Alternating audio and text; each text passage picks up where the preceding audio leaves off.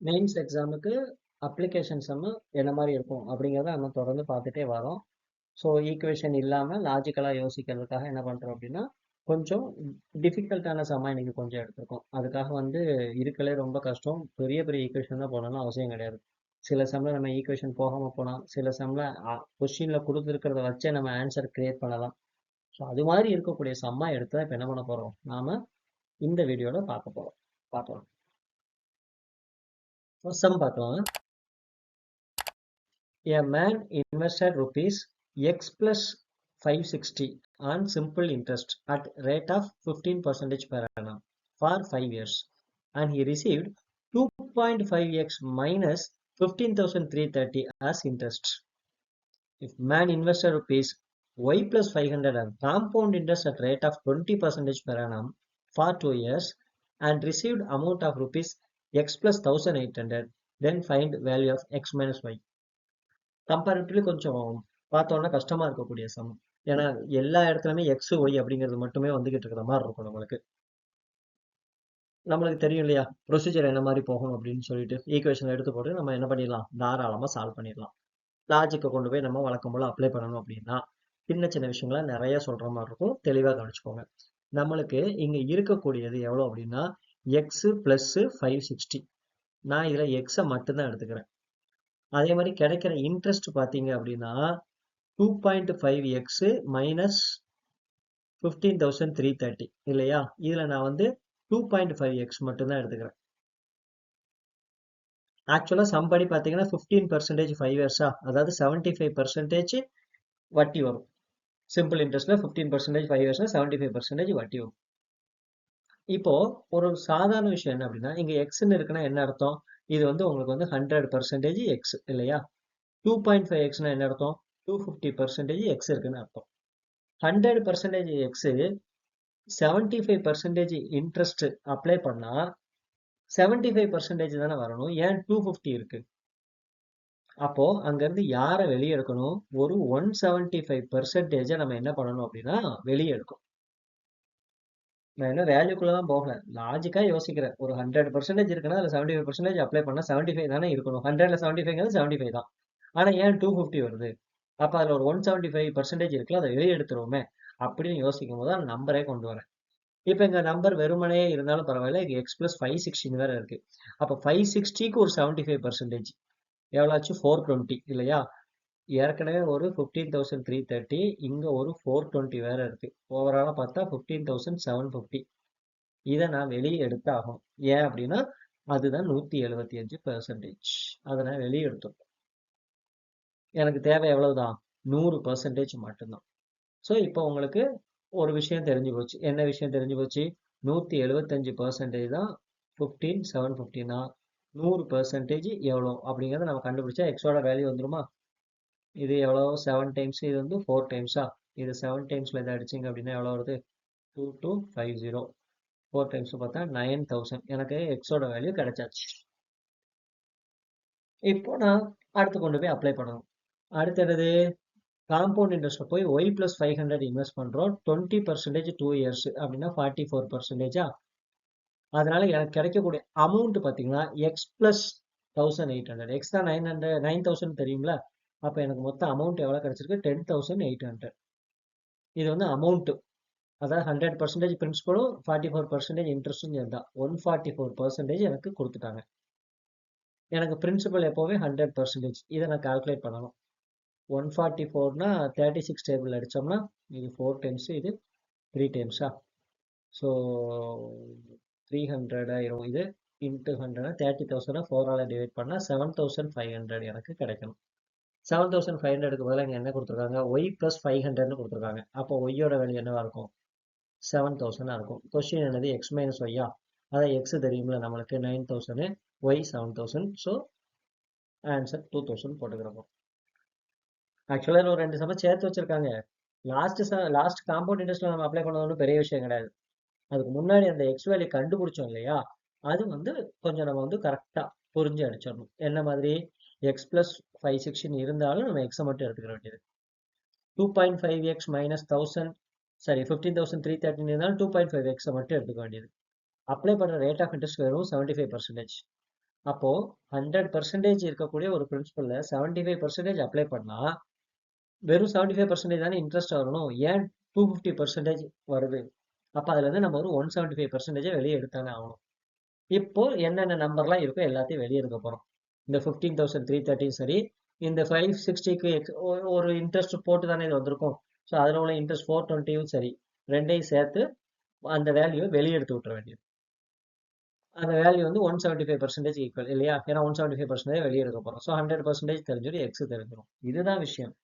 அதுக்கப்புறம் நம்ம ஒரு காம்பவுண்ட் இன்ட்ரெஸ்ட்ல கொண்டு போய் இதை சப்ஸ்டியூட் பண்ண போறோம். மற்றபடி அது ஒன்றும் பெரிய விஷயம் கிடையாது. ஸோ சில நேரங்களில் சம்மு நம்மளுக்கு தேவைப்படுற மாதிரி மாத்திக்கிறதுங்கிறது டைம் சேவ் பண்றதுக்கு நல்லா இருக்கும். நெக்ஸ்ட் சம் என்ன? பைப்ஸ் அண்ட் சிஸ்டம்ஸ்ல சம் என்ன?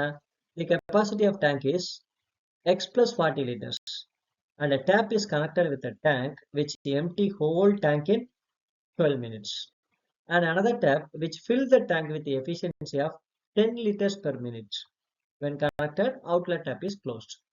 If both taps open together, then it takes 30 minutes to empty the tank. Find the value of x. ஆக்சுவலாக இது கெப்பாசிட்டி கண்டுபிடிக்கக்கூடிய சாதாரண சம், அவ்வளோதான். ஒருவேளை நீங்கள் ப்ரொசீஜருக்குள்ள போனீங்கன்னா யூனிவர்சல் ப்ரொசீஜர் தானே, 1/, போட்டு செய்யறது அப்படின்னு சொல்லிட்டு நாம அந்த கான்செப்டுக்குள்ள மோஸ்ட்லி போக மாட்டோம் இல்லையா? ஸோ லாஜிக்காக நீங்க யோசிச்சிங்க அப்படின்னா இங்க டேங்கோட கெப்பாசிட்டி நம்மளுக்கு தெரியாது, அது சம்திங், அதை விட்டுருங்க. ஆனா எம்டி பண்றதுக்கு 12 மினிட்ஸ் ஆகிறது ஏதோ ஒரு இடத்துல 30 மினிட்ஸ்னு அது ஆகும். ஏன்னா 10 லிட்டர் பெர் மினிட் நம்ம என்ன பண்ணிட்டு இருக்கோம், உள்ளுக்குள்ள வந்து இன்லெட் வழியா அனுப்பிக்கிட்டே இருக்கிறதுனால எம்டி ஆகிற டைம் அதிகமாகுது. ரேஷியோ படி பார்த்தீங்கன்னா 2 பார்ட்டுக்கு உண்டான டைம் எடுக்க வேண்டியது 5 பார்ட் டைம் எடுத்துக்குது. இதுவும் எம்டி தான், இதுவும் எம்டி தான். இப்போ 2 பார்ட்டு தானே எடுக்கணும், ஏன் 5 பார்ட் எடுக்க, அதாவது எக்ஸ்ட்ரா ஒரு 3 பார்ட் டைம் ஏன் எடுக்குது அப்படின்னு நீங்க கேள்வி கேட்கும் போது என்ன ஆயிடுது, 10 லிட்டர் நான் ஒவ்வொரு நிமிஷத்துக்கும் அனுப்புறேன், அதே மாதிரி 30 நிமிஷத்துக்கும் நான் வந்து உள்ள அனுப்பிக்கிட்டே இருக்கிறதுனாலதான் அப்படின்னு ஒரு ஆன்சர் சொன்னோம்னா வேலை முடிஞ்சிடும். என்ன ஆயிரும், 200 லிட்டர்ஸ் கெப்பாசிட்டி நம்மளுக்கு தெரிஞ்சு போயிடும். அதை எக்ஸ் பிளஸ் 40 வச்சிருக்காங்களா, அப்ப எக்ஸ் வந்து 160. ஸோ இது இது சும்மா சாதாரணமா நார்மலான சம்ல எக்ஸ் பிளஸ் எல்லாம் போட்டுட்டு அது பெரிய சம் மாதிரி இருக்கிற மாதிரி இருக்கு, மற்றபடி ஒன்றும் கிடையாது. சிம்பிளான கான்செப்ட். இல்லைன்னா இப்படி யோசிங்களேன், ஒரு 2 டேங்க் எம்டி பண்ண வேண்டிய இடத்துல 5 டேங்க் எம்டி ஆகிற டைம் எடுத்துக்குது. எக்ஸ்ட்ரா ஒரு 3 டேங்க் எம்டி பண்ற மாதிரி ஆகுது. ஆக்சுவலா 2 டேங்க் தான் எம்டி பண்ணணும், இப்போ எக்ஸ்ட்ரா ஒரு 3 டேங்க் எம்டி பண்ற மாதிரி ஆகுது. ஏன் அப்படின்னு கேட்டா சும்மா இல்லைல்ல, ஒரு 10 லிட்டரை எம்டி ஆகிட்டு இருக்கும்போது நான் மேல இருந்து அப்படியே உள்ள ஃபில் பண்ணிக்கிட்டே இருந்தேன்னா இன்னும் கொஞ்சம் டைம் ஆக தானே செய்யும். சரி, அதே மாதிரி நான் எவ்வளவு நேரம் நான் வந்து அதே மாதிரி 10 லிட்டரை ஃபில் பண்ணிட்டே இருக்கேன், 30 நிமிஷமும் தான். அவ்வளவுதான், சும்மா கதை மாதிரி எடுத்துட்டாலே இந்த சம் ஆட்டோமேட்டிக்கா ஆன்சர் வந்து கொடுக்கும். ஏஜஸ்ல ஒரு some. 3 years ago ratio of age A's age and B's age was 2:3. B's percentage and C's age next year would be in the ratio 3:4. 2 years hence, the ratio of A and C's ages would be 3:5. Find the average of the percentage of ABC. Just compare மட்டும் பண்ணிட்டே இருக்காங்க. ஒரு 3 years முன்னாடி ஏபியை compare பண்ணி ஒரு ratio சொல்லிடுறாங்க, பியோட பெர்சன்டேஜையும் சியோட நெக்ஸ்ட் இயர் உள்ள ஏஜையும் கம்பேர் பண்ணி 3:4ன்னு சொல்லிடுறாங்க. ஒரு 2 வருஷம் கழிச்சு ஏயோட வயசு சியோட ஏஜையும் கம்பேர் பண்ணி 3:5ன்னு சொல்லிட்டு ஒவ்வொரு ரேஷியோ கம்பேர் பண்றாங்க, ஏபிசி கேட்கறாங்க. அதை எல்லாத்தையும் கண்டுபிடிச்சு ஆவரேஜ் எடுக்கணும். தாராளமா என்ன பண்ணிக்கிற வேண்டியதான், ஒரு சின்ன ஈக்குவேஷன் ஒன்று ஃப்ரேம் பண்ணி அதுல இருந்து நம்ம வேல்யூ கண்டுபிடிச்சு செய்யலாம். ஒன்றும் பெரிய விஷயம் கிடையாது, ஆன்சர் கொண்டு வந்துடலாம். ஆனா சில நேரங்கள்ல நம்மளுக்கு ஏஜஸ்ல நல்ல ஹிண்ட் ரேஷியோவே கொடுக்கும். இந்த மாதிரி இப்போ நான் யாராவது ஒருத்தர் எடுத்துக்கிறேன், இப்போ சி எடுத்துக்கோங்களேன். C's age next year would be in the ratio 4. சியை மட்டும் நான் பார்த்தேன்னா 4 தானே. பியோட பெர்சன்டேஜ் சியோட ஏஜ் நெக்ஸ்ட் இயருக்கு 3:4னா அப்போ சியோடைய ஏஜ் நெக்ஸ்ட் இயர் எவ்வளவு இருக்கும் அப்படின்னா 4. அதான் இன்னும் ஒரு வருஷம் கழிச்சு சிக்கு வரக்கூடிய வயசு 4th டேபிள் அடி வாங்கணும். அதே மாதிரி இந்த சைடு பாருங்க, 2 இயர்ஸ் ஹென்ஸ், ஒருவேளை 2 வருஷம் கழிச்சு நீங்க சியோட ஏஜை பார்த்தீங்கன்னா 5 அடி வாங்கணும். இன்னும் 2 வருஷம் கழிச்சு அது வந்து 5 அடி வாங்கணும். அவ்வளவுதான், நம்பர் சூஸ் பண்ணுங்க. ரொம்ப சர்வசாதாரணமா போயிடும். இப்ப நம்பர் எப்படி சூஸ் பண்றது? அதான் ஒரு நம்பர் வந்து 4th டேபிளுக்கு அடி வாங்கணும். அதுக்கு அடுத்த வருஷமே 5th டேபிளுக்கு அடி வாங்கணும். அது எப்படி நம்ம அடுத்த வருஷம் சொல்றோம்? இப்போ சி பிளஸ் ஒன்னுன்னா என்ன அர்த்தம்? ஏதோ ஒரு நம்பர் கூட ஒன்னு ஆட் ஆகுது. சி பிளஸ் டூனா என்ன அர்த்தம்? இன்னொரு நம்பர் சேர்ந்து ஆட் ஆகுதுன்னு அர்த்தம். இப்போ ஒரு 4th டேபிள் எடுத்துக்கோங்க. அதுக்கு அடுத்த வருஷமே அது 5th டேபிளுக்கு அடி வாங்கணும் அப்படின்னா, நீங்க சூஸ் பண்றதா நம்பர். 4 அதுக்கு அடுத்த வருஷம் 5 இல்ல 24 அதுக்கு அடுத்த வருஷம் 25 44 இல்ல அதுக்கு அடுத்த வருஷம் 45 இப்படி நம்ம சூஸ் பண்ணிட்டே போகலாம். சரி இந்த சம்முக்கு எப்படி தேவைப்படுது இது? ஆவரேஜ் ஆஃப் பெர்சன்டேஜ் தானே கேட்குறாங்க. அது எல்லாம் ஆப்ஷனை பாருங்க எல்லாம் அரௌண்ட் 20 இருக்கா? அப்ப இதை எடுத்துக்கோங்க வேலை முடிஞ்சிடும். ஏன்னா சிஏ மட்டும் நான் 45 வயசுன்னு வச்சா லாஜிக் வராது. சிஏ மட்டும் நான் 5 வயசுன்னு வச்சாலும் இங்க லாஜிக் எனக்கு வராது. ஏன்னா ஆன்சர் சிறுசா வந்துடும். 45 வச்சா ஆன்சர் பெருசா வந்துடும். ஸோ 24 25 தான். அப்ப சி பிளஸ் ஒன்னு அப்படிங்கிறது வந்து 24, சி பிளஸ் டூங்கிறது 25. அப்ப சிஏ நான் 23ன்னு எடுத்துக்கிறேன். செம்மையை ஆரம்பிப்பேன். இது எனக்கு நிறைய இடத்துல எனக்கு என்ன ரொம்ப கம்ஃபர்டா இருக்கு. இப்போ அவ்வளவுதான் சப்ஸ்டியூட் பண்ணி பார்த்துருவேன். ஆன்சர் வந்துடும். ஆட்டோமேட்டிக்கா வந்து மார்க் வாங்கிட்டு போக வேண்டியதான். இப்போ என்ன ஆகும்? சியோட ஏஜ் நெக்ஸ்ட் இயர்ல 24ஆ?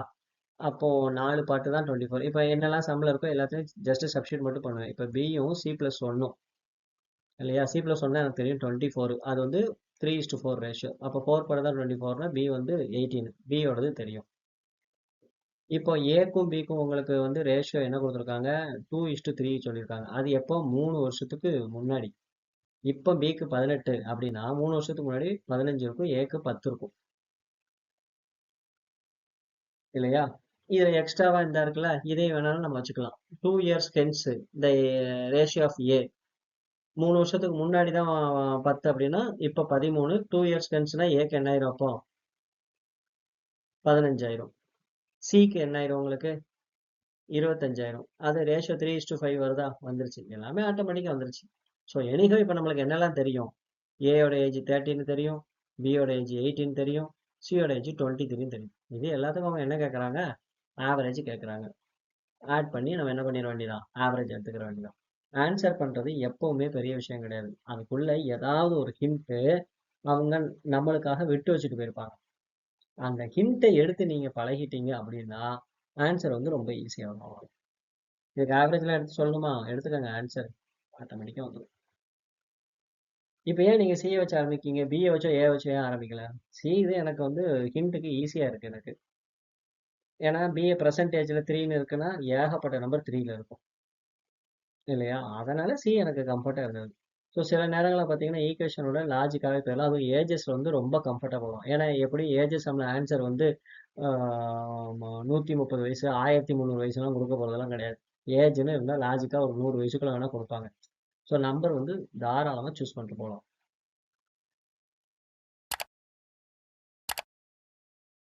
சம்ல என்ன சொல்றாங்க? இன் 2023 the income of B is 30% of the income of A.